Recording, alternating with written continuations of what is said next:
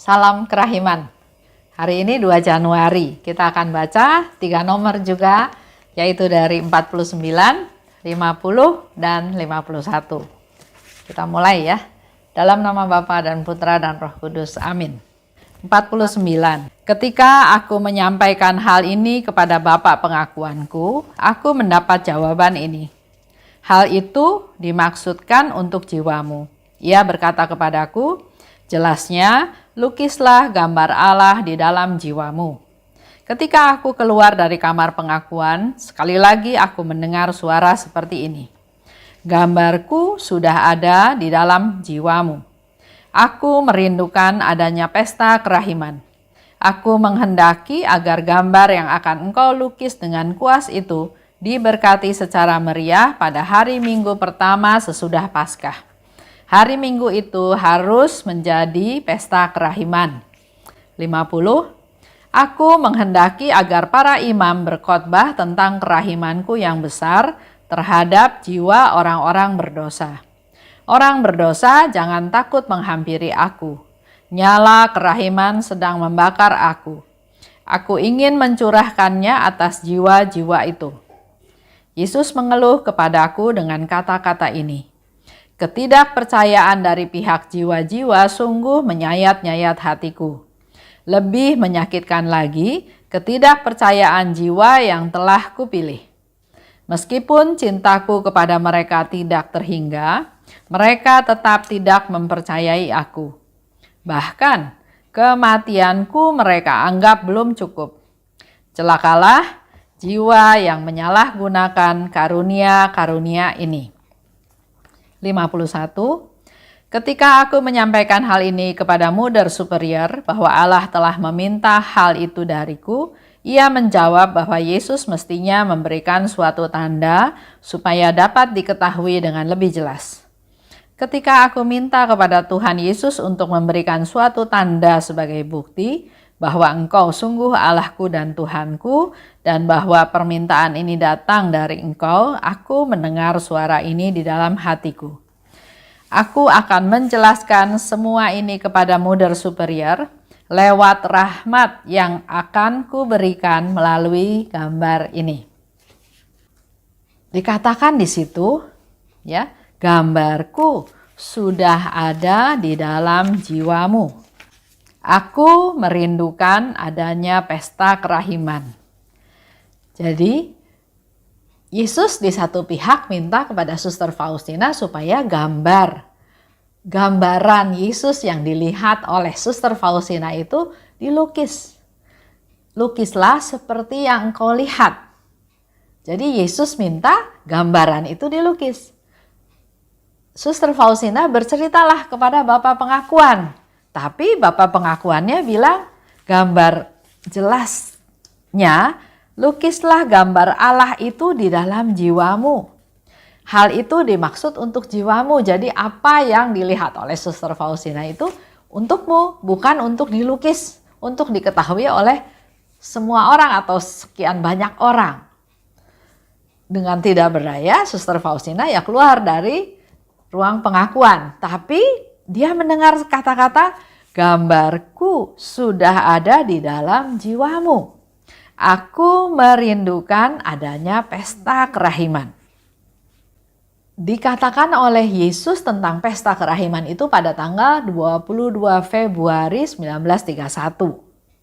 Kalau kita tarik ke sekarang, tahun 2021 berarti kejadian itu 90 tahun yang lalu. Yesus menghendaki gambar itu dikenal oleh umum, bukan hanya oleh Suster Faustina. Kenapa? Karena Yesus ingin melalui gambar itu, dia memberikan banyak rahmat. Dia ingin ada pesta kerahiman ilahi, di mana pesta kerahiman ini ada hubungannya dengan gambar tersebut. Jadi ada tahapannya ya. Jadi tahapannya adalah ada gambar, ada persiapan yang harus dilakukan untuk mencapai tujuan adanya pesta kerahiman ilahi sebagai puncak dari devosi kepada kerahiman ilahi. Karena melalui gambar tersebut itu seolah-olah sebagai jalan masuk awal dari tujuan yang sesungguhnya, yaitu tentang diadakannya pesta kerahiman ilahi. Kalau kita renungkan, ternyata Tuhan sudah memikirkan adanya suatu hari istimewa untuk menyelamatkan kita, untuk menolong kita manusia berdosa. Tuhan menentukan suatu hari istimewa untuk menolong manusia menuju ke rumahnya. Supaya dalam hidup ini kita dituntun, diarahkan untuk menuju kepada kehidupan kekal, kepada rumahnya. Coba kita lihat di Yohanes 14 ayat 2. Di sana dikatakan, di rumah Bapakku banyak tempat tinggal. Jadi Allah menyediakan rumah di mana di rumah tersebut banyak tempat tinggal. Jika tidak demikian, tentu aku mengatakannya kepadamu. Sebab aku pergi ke situ untuk menyediakan tempat bagimu. Jadi kita semua ini, Tuhan Yesus sedang menyiapkan tempat bagi kita semua. Pulang ke rumah Tuhan. Di rumah Tuhan banyak tempat untuk kita tinggal. Supaya kita semua bisa pulang ke rumah Tuhan, supaya kita semua bisa menikmati hidup kekal, hidup bersama-sama dengan Tuhan, menjadi satu keluarga Allah, keluarga dengan Tuhan, maka Tuhan menyiapkan, menyediakan suatu hari istimewa untuk kita semua. Jadi inisiatifnya dari Tuhan. Kenapa? Karena Tuhan begitu mengasihi kita, mencintai kita, Dia Allah yang berbelas kasih. Enggak tunggu kita bertobat ya, baru Tuhan menyediakan, enggak. Karena Dia melihat kelemahan kita, kepapaan kita, keberdosaan kita, maka yang dilakukan bukan menghukum, tapi malah memberi rahmat, berkat, kesempatan. Tuhan menyiapkan hari istimewa buat kita semua. Pesta kerahiman ilahi, pesta itu adalah suatu peristiwa sukacita ya. Suatu peristiwa yang penuh rahmat. Pesta kerahiman ilahi ternyata oleh Bapak Paus Yohanes Paulus II diresmikan di dalam Gereja Katolik sebagai pesta resmi pada tanggal 30 April tahun 2000. Kalau ditarik lagi ke tahun 2021 berarti sudah berapa tahun? 21 tahun ya. Di tahun 2021 ini pesta kerahiman ilahi, yaitu 1 minggu setelah Paskah, terjadi pada tanggal 11 April tahun 2021. Pesta kerahiman ilahi kita perlu rayakan, namanya pesta ya, perlu dirayakan dengan meriah. Yesus juga minta supaya merayakan dengan meriah. Tapi bukan hanya pesta saja, bukan hanya upacara, tapi ada 2 hal yang harus kita lakukan dalam pesta kerahiman ilahi tersebut. 1, kita perlu berbelas kasih. Berbelas kasih pada mereka-mereka yang memang perlu belas kasihan. Mereka yang kekurangan, mereka yang memang membutuhkan. Kita perlu memberikan belas kasih kita pada mereka. Dan juga mari kita bersama-sama punya niat, punya tekad untuk membuat orang lain bersukacita. Bukan hanya kelompok kita aja, tapi sedapat mungkin itu menjadi suatu target, suatu rencana kita ya, untuk bisa membuat orang-orang mempunyai hati yang sukacita. Itu bisa menjadi satu tantangan, satu rencana kerja untuk kita rayakan pesta kerahiman ilahi di tahun 2021 ini. Yang kalau melihat beberapa pertimbangan mungkin masih dalam masa banyak online ya. Karena belum bisa offline, belum bisa normal seperti sebelum terjadi pandemi. Nah, apa yang harus kita lakukan supaya perbuatan belas kasih kita itu juga sampai kepada mereka yang perlu diperhatikan, yang kekurangan. Lebih lanjut Yesus katakan, aku menghendaki agar gambar yang akan engkau lukis dengan koas itu diberkati secara meriah. Yesus minta pada Suster Faustina. Sementara Suster Faustina hanya suster dengan tingkatan yang bukan tingkatan yang tinggi, tapi dia minta kepada Suster Faustina. Ini juga bisa menjadi suatu permenungan buat kita semua. Sering kita merasa, kita ini siapa? Saya ini siapa? Saya ini nggak bisa apa-apa. Saya ini sudah tua. Saya ini tidak punya ini, tidak punya itu. Saya ini pendidikannya rendah. Saya nggak bisa apa-apa. Tapi hari ini, tanggal 2 Januari, di awal tahun, Tuhan mau mengingatkan kita semua bahwa Dia bisa bekerja melalui siapa saja. Yang dibutuhkan oleh Tuhan adalah keterbukaan hati, kerelaan hati. Kita mau enggak menuruti, melaksanakan apa yang Tuhan minta. Kalau kita balik lagi ke cerita tadi, Yesus katakan, aku menghendaki agar gambar ini dihormati secara meriah. Tapi ternyata baru bisa terrealisasi pada tahun 1935. Yesus minta tahun 1931, baru direalisasi 1935. Jadi memang ada waktu yang harus disiapkan, tidak instan, ada suatu proses yang memang harus kita jalani. Itu terjadi, penghormatan gambar kerahiman ilahi terjadi pertama kali di Lituania, di Vilnius ya sekarang. Dulu masih negara Polandia, tapi sekarang menjadi negara tersendiri namanya Lituania dan ibu kotanya Vilnius. Terjadi pada tahun 1935 di mana gambar Yesus dipajang di tempat yang tinggi, di tempat yang terbuka sehingga banyak orang bisa melihat. Itu dipasang di salah satu jendela di Ostrava. Disahkan, diresmikan sebagai pesta kerahiman ilahi 1 minggu setelah Paskah oleh Bapak Paus Yohanes Paulus pada tahun 2000. Jadi kalau kita tarik lagi tahun 1931 ke tahun 2000, 69 tahun kemudian baru diresmikan menjadi pesta resmi Gereja Katolik. Diary nomor 50 mengatakan, Yesus katakan, aku menghendaki agar para imam memberitakan kerahimanku yang besar terhadap jiwa orang berdosa. Yesus minta peran para imam. Nah, kita para devosan perlu banyak bercerita, mensupport, mendukung, menjelaskan kepada para imam yang barangkali belum tahu tentang devosi kepada kerahiman ilahi. Belum terlalu tahu tentang keinginan Tuhan ini.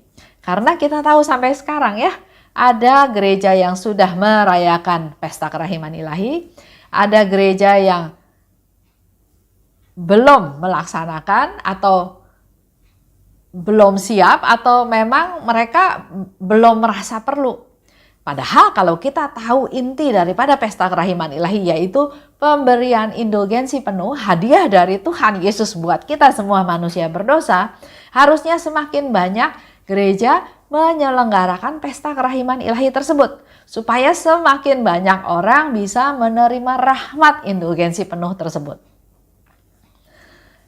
Imam dikatakan oleh Tuhan Yesus adalah permata-permataku. Jadi imam itu adalah sosok orang yang berharga di mata Tuhan.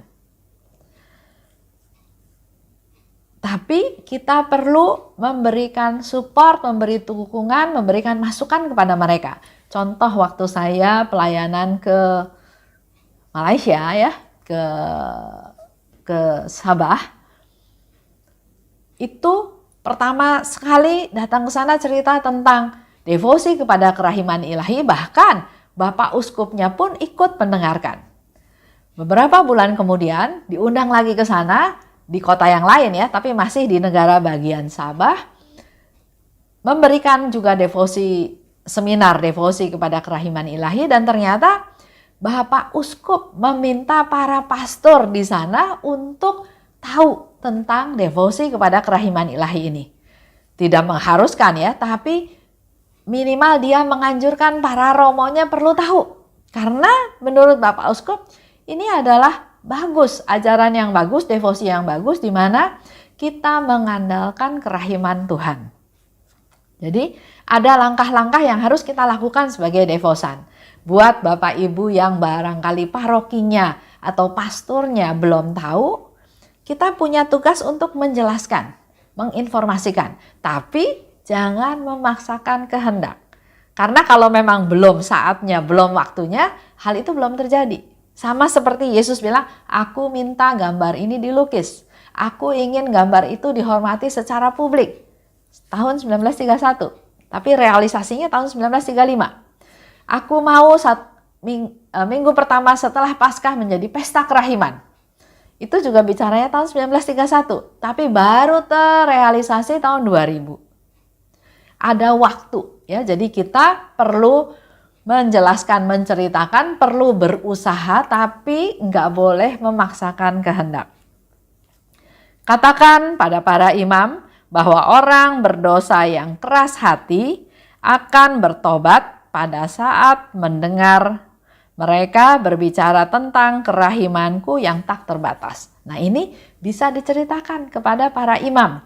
Itu ada di 15:21 yang dikatakan oleh Yesus untuk jelaskan ke para imam bahwa orang berdosa yang keras hati pun akan bertobat kalau mendengar romo tersebut berbicara tentang kerahiman Tuhan. Ada sebagian romo mungkin yang nggak yakin, tapi di dalam diary juga Yesus berjanji dia akan memberikan kemampuan, akan mengurapi romo tersebut sehingga dia bisa berkata-kata sesuai dengan apa yang Tuhan kehendaki tentang kerahiman dan bisa mempertobatkan orang-orang walaupun dosanya besar sekali ya. Dikatakan lebih lanjut, imam itu perlu memberitakan kepada setiap orang tentang kerahimanku yang agung. Kalau di nomor 50, kerahimanku yang besar, Yesus katakan. Tapi di 570, Yesus katakan imam memberitakan, menceritakan tentang kerahimanku yang agung. Ya, ada perbedaan. Nanti kita bisa pelajari lebih lanjut. Kerahiman ini perlu diberitakan. Ya, kita sama-sama setuju, kita sama-sama tahu ya. Kenapa? Karena satu, pemberitaan tentang kerahiman ini memang diminta oleh Yesus. Yesus yang minta. Wartakan, beritakan, ceritakan. Yesus yang minta, otomatis kita sebagai umatnya, sebagai anaknya, sebagai muridnya perlu melaksanakan apa yang Yesus minta. Kedua, apa yang diceritakan itu adalah harus bicara tentang kerahiman. Fokusnya pada Tuhan yang Maha Rahim. Ada Tuhan yang Maha Esa, ada Tuhan yang Maha Kuasa, Tuhan yang bisa membuat mujizat dan lain-lain ya. Tapi kita fokus kepada Tuhan yang Maha Rahim. Kita mau cerita atau mau menginformasikan juga bahwa kerahiman Tuhan itu luar biasa besar.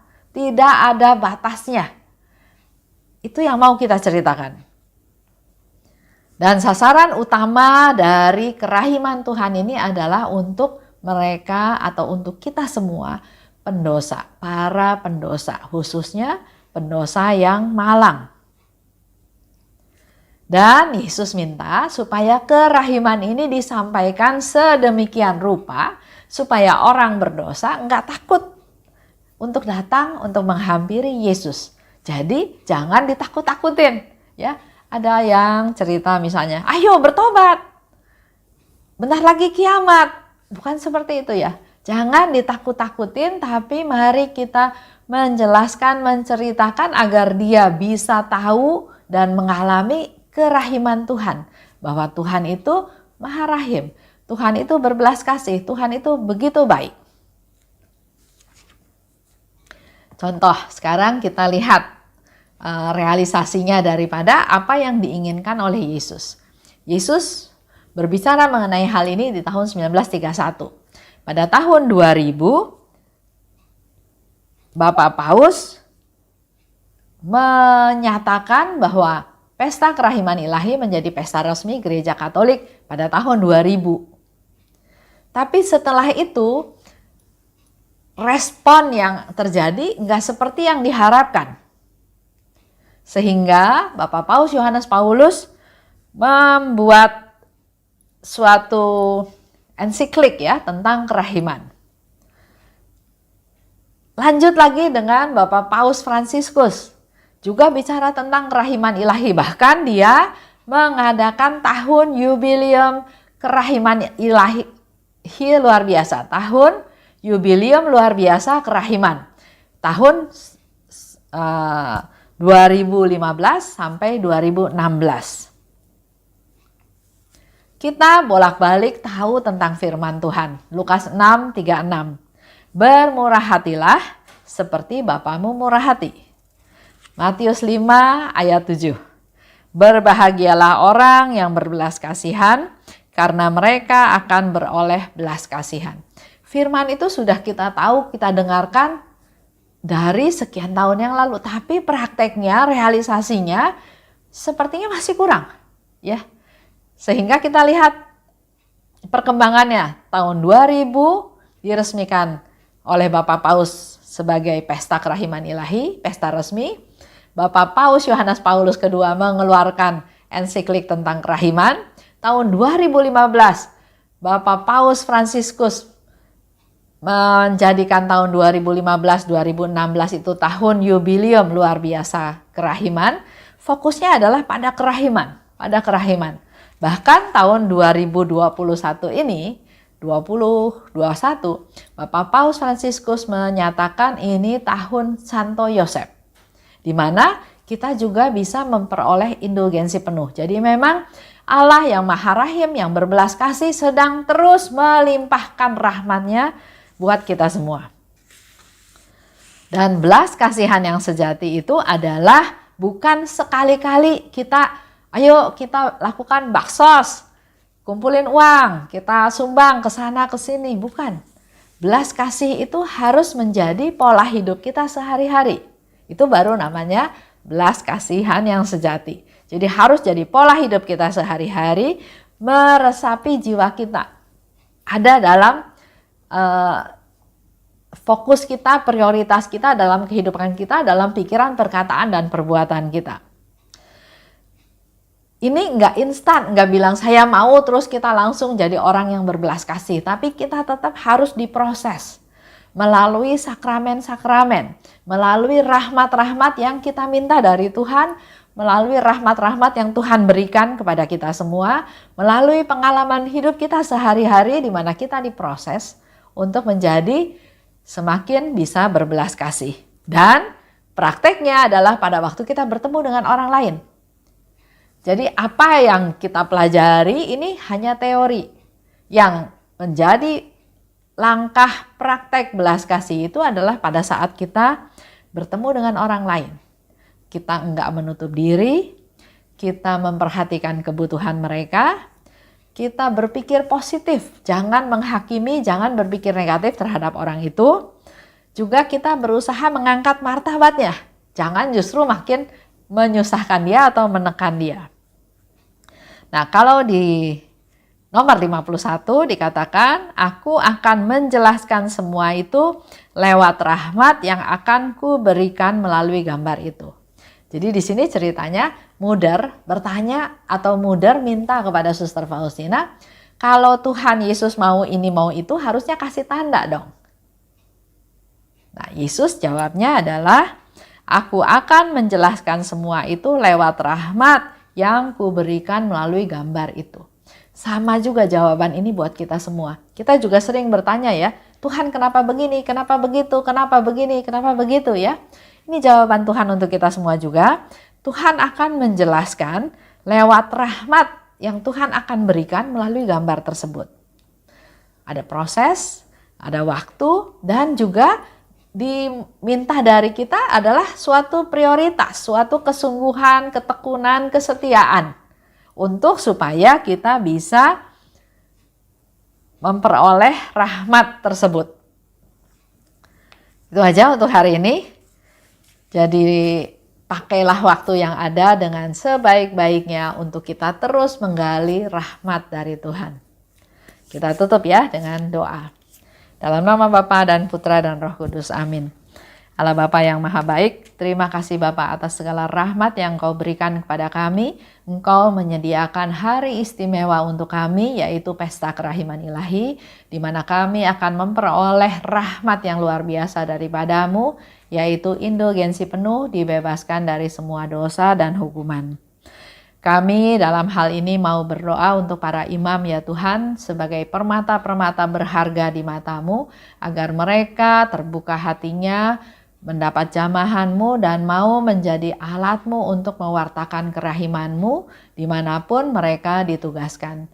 Agar siapapun yang mendengar khotbah mereka, mendengar pengajaran mereka, pembicaraan tentang kerahiman, menjadi banyak orang, jiwa-jiwa yang berdosa menjadi bertobat. Berkati para romo supaya tetap setia untuk melaksanakan tugas-tugasnya seperti yang Engkau kehendaki. Juga kami mohon belas kasihan-Mu Tuhan, agar kami dibentuk menjadi orang-orang yang berbelas kasih, yang nyata dalam pola hidup kami sehari-hari. Terima kasih Tuhan atas segala rahmat-Mu, urapi kami, berkati kami, jamah kami Tuhan, agar kami hidup berkenan di hadapan-Mu. Amin.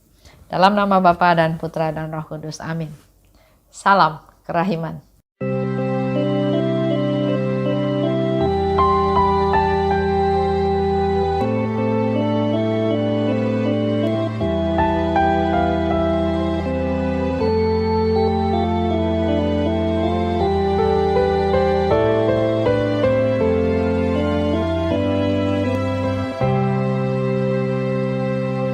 Syukur kepadamu